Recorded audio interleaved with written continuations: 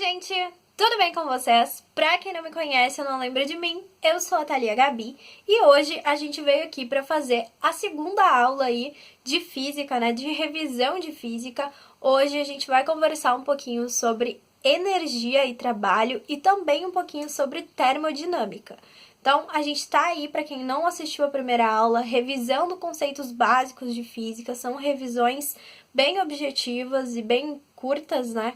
Para você relembrar unicamente aquilo que é essencial que você saiba sobre esses temas, né, dessa disciplina, para que a gente possa entrar propriamente dito em biologia, certo? Por que a gente está revisando química e física? Porque lá na hora da gente resolver algumas questões, o que pode acontecer?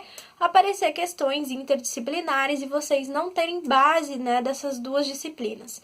E também acho que essas revisões vão ser úteis para você lá perto do Enem, perto do vestibular, para você relembrar as fórmulas e conceitos mais importantes de cada tópico que mais aparece aí nessas provas, certo? Então, vamos para a aula, vamos falar hoje sobre energia, trabalho e sobre termodinâmica. Quando a gente começa falando de energia, pensando na prova do Enem, pensando na prova do vestibular, a gente fala de energia mecânica. Isso mesmo, mas o que é a energia mecânica? É a capacidade de um corpo realizar trabalho. Mas a energia mecânica ela é dividida em duas partes, que é a energia cinética e a energia potencial. A energia cinética ela está diretamente ligada à movimentação de um corpo. Então, a energia cinética é diretamente ligada a movimento, não esquece. A energia potencial já é diretamente ligada à posição de um corpo, ou seja, a energia que envolve um corpo em uma determinada posição, certo? É legal destacar que a energia cinética ela pode ser calculada através da fórmula massa vezes a velocidade ao quadrado dividido por 2. É uma fórmula bem simples e bem fácil da gente lembrar, então leva contigo porque a energia cinética aparece demais nas provas, certo? Então eles vão te dar a massa, vão te dar a velocidade de um corpo e vão perguntar qual é a energia cinética envolvida naquele movimento. Quando a gente fala de energia mecânica e a gente pensa em energia cinética e energia potencial, a gente pode definir que a energia mecânica é igual à soma de ambas as energias. Ou seja, se você tem o valor da energia cinética de um corpo e ao mesmo tempo você tem o valor da energia potencial que envolve esse corpo, você pode somar as duas energias e ter aí o resultado da energia mecânica desse corpo. A energia potencial ela pode ser de vários tipos, ela pode ser elástica, ela pode ser gravitacional, ela pode ser elétrica, entre outros tipos de energia potencial. É importante deixar claro que as energias elas são grandezas escalares, e grandeza é tudo aquilo que pode ser medido, ou seja, que pode ser representado numericamente. Vou colocar aqui na telinha para ti, então, alguns outros tipos de energia além da energia mecânica. Vou colocar esses conceitos aqui para ti, porque eles também podem aparecer não só na prova de física, mas na prova de biologia, na prova de geografia, enfim, de diversas outras disciplinas aí, né, que cobram conceitos de energia. Então, o primeiro tipo de energia do qual a gente vai falar é a energia térmica. A energia térmica é uma forma de energia que está relacionada com as altas temperaturas e o calor. A energia térmica é formada como consequência da energia cinética das moléculas e partículas de um determinado corpo. Quanto maior o movimento dessas partículas, maior será a temperatura e, consequentemente, mais intensa será a energia térmica liberada. Então, o que é a energia térmica em resumo? É basicamente a energia liberada através da movimentação das partículas de um determinado corpo, certo? Outro tipo de energia do qual a gente precisa falar é a energia elétrica. A gente vai conversar um pouquinho mais sobre energia elétrica em outra aula, mas aqui vai a definição para você. A energia elétrica é a principal fonte de energia do mundo, produzida a partir do potencial elétrico de dois pontos de um condutor. Foi o filósofo grego Tales de Mileto quem descobriu por meio de uma experiência as cargas elétricas, e a partir disso a palavra eletricidade começou a ser utilizada. A energia elétrica, então, é aí a forma de energia mais utilizada no mundo, né? A gente não vive sem. Inclusive, o seu computador para assistir esse vídeo pode estar ligado aí, né, numa fonte de energia elétrica. Então, vamos para o próximo tipo de energia, que é a energia nuclear. Então, a energia nuclear, também conhecida como energia atômica, é a energia produzida a partir da fissão do núcleo de um átomo que libera uma grande quantidade de calor, suficiente para produzir energia considerada limpa e renovável. Sabendo desses conceitos de energia, precisa, para falar de trabalho, voltar lá na energia cinética. Isso mesmo, energia cinética, que é uma parte da composição da energia mecânica. O trabalho é considerado igual à variação de energia cinética. Então, a gente lembra que energia mecânica é a capacidade de um corpo de realizar trabalho. E através da variação da energia cinética de um corpo, a gente tem aí, então, a quantização também de trabalho realizado por esse corpo. Mas o que é trabalho? Trabalho é a medida da energia que é transferida para um corpo em razão da aplicação de uma força ao longo de um deslocamento. Em física, trabalho é normalmente representado pela letra W, né, de work, ou, mais frequentemente, a letra grega tal. Para calcular o trabalho de uma força, é importante ressaltar que ele pode ser de dois tipos. Pode ser o trabalho de uma força constante e paralela ao deslocamento, ou o trabalho de uma força constante e não paralela ao deslocamento. Então, além de calcular o trabalho através da variação da energia cinética, a gente tem como calcular o trabalho pensando na força e no deslocamento de um determinado corpo, certo? Agora, a fórmula de cálculo para determinar esse trabalho vai variar de acordo com o tipo de trabalho que esse corpo está realizando, certo? Se for o trabalho de uma força constante e paralelo ao deslocamento do corpo, para calcular esse trabalho, basta que você faça o produto entre a força aplicada no corpo e o deslocamento desse corpo, certo? Agora, em outra ocasião, a gente pode ter o trabalho de uma força constante, mas não paralela ao corpo, sendo que essa força vai formar um determinado ângulo com o deslocamento desse corpo. Para calcular esse trabalho, você vai precisar fazer o produto entre a força e o deslocamento desse corpo e também com relação ao cosseno do ângulo formado entre a força e o deslocamento do corpo. Relembrando, para calcular o trabalho, quando a força é paralela ao deslocamento, a gente usa apenas o produto entre força e deslocamento.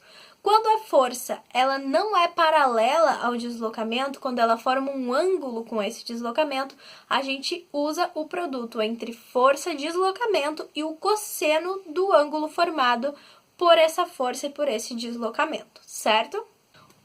O resultado desse trabalho vai variar também de acordo com o ângulo formado, né, entre essas duas grandezas, certo? Dependendo do valor do ângulo, o resultado do trabalho vai ter variações. Então, acompanhe aí na telinha comigo quais são as possibilidades de trabalho que você vai encontrar dependendo do valor desse ângulo.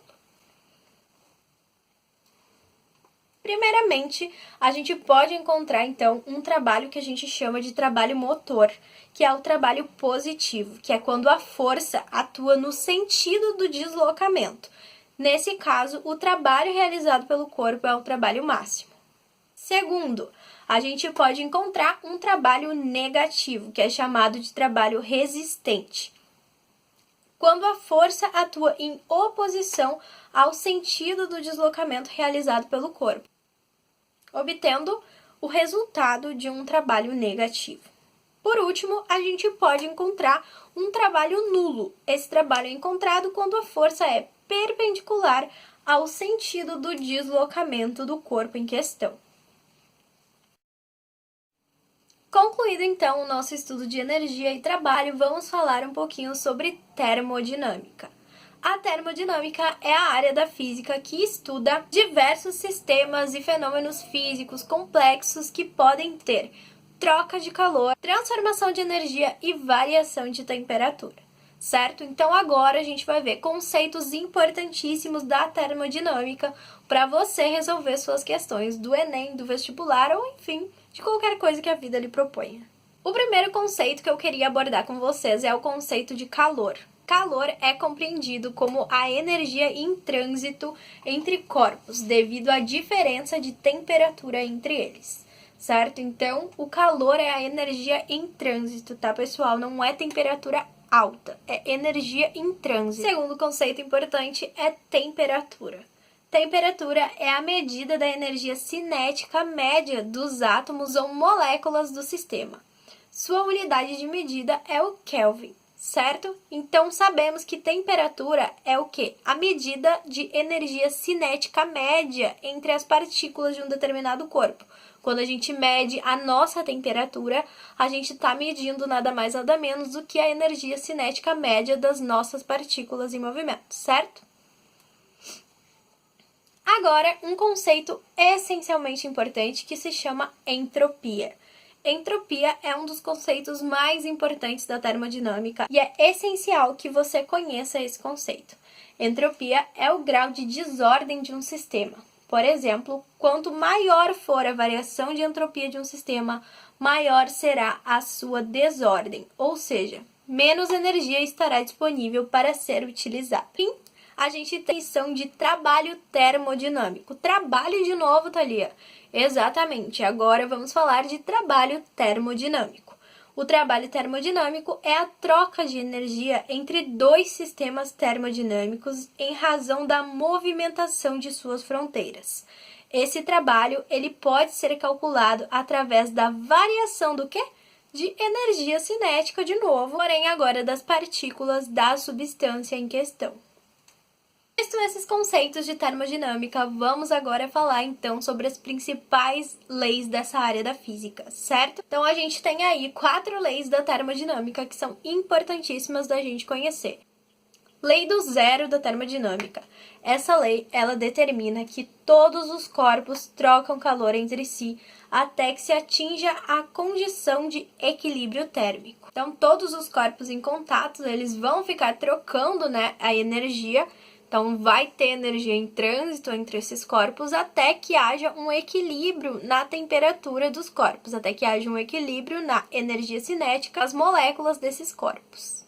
A primeira lei da termodinâmica diz que a variação da energia interna de um sistema termodinâmico é medida pela diferença entre a quantidade de calor por ele absorvido e a quantidade de trabalho por ele ou sobre ele realizado. Então, a gente pode calcular essa energia interna através da subtração entre a quantidade de calor desse corpo e o trabalho por ele realizado. Vamos falar agora, então, um pouquinho sobre a segunda lei da termodinâmica. A segunda lei diz respeito a uma grandeza física, conhecida como entropia, que a gente já determinou, né, aí, o que é lá no comecinho, quando a gente começou a falar dos conceitos. A entropia, então, é o quê? A medida do número de estados termodinâmicos de um sistema. Em outras palavras, a entropia fornece uma medida de aleatoriedade ou da desorganização de um sistema. Então, a entropia, que é a medida, né, da desorganização, é a quantização de formas de organizações possíveis de um determinado sistema. Definida, então, a entropia, aí na segunda lei, a gente tem a terceira e última lei da termodinâmica. A terceira lei da termodinâmica diz respeito ao limite inferior da temperatura, ou seja, o zero absoluto. De acordo com essa lei, não há como um corpo atingir a temperatura do zero absoluto. Além dessa definição, a terceira lei também traz implicações sobre o rendimento de máquinas térmicas. Sob nenhuma condição, esse rendimento pode chegar a ser 100%. Visto então aí as leis da termodinâmica, vistos os conceitos, né, de energia, visto um pouquinho sobre trabalho, a gente vai então encerrando aqui a nossa segunda revisão. Eu espero que a aula tenha sido útil para ti. Se tu ainda não entrou no grupo do Telegram, lá está sendo disponibilizado o material teórico dessas aulas. Em breve nós vamos entrar num estudo um pouco mais complexo de biologia. Então, se esse é teu foco, né? Se tu tem o objetivo de estudar bastante biologia, precisa de uma média alta nessa disciplina, enfim, né? Entra lá nesse grupo porque vai ter um material legal, vai ter um contato legal, a gente vai conversar, vão ter atividades mais ativas depois dessas 2 semanas aí de revisão. Então, tu tem 2 semanas para te preparar para a gente começar a estudar biologia propriamente dita, certo? Entra no grupo, se tu gostou do vídeo, não esquece de deixar teu like, não esquece de te inscrever no canal se tu ainda não é inscrito. Espero ter ajudado de alguma forma. Grande beijo, tchau, tchau, até o próximo vídeo.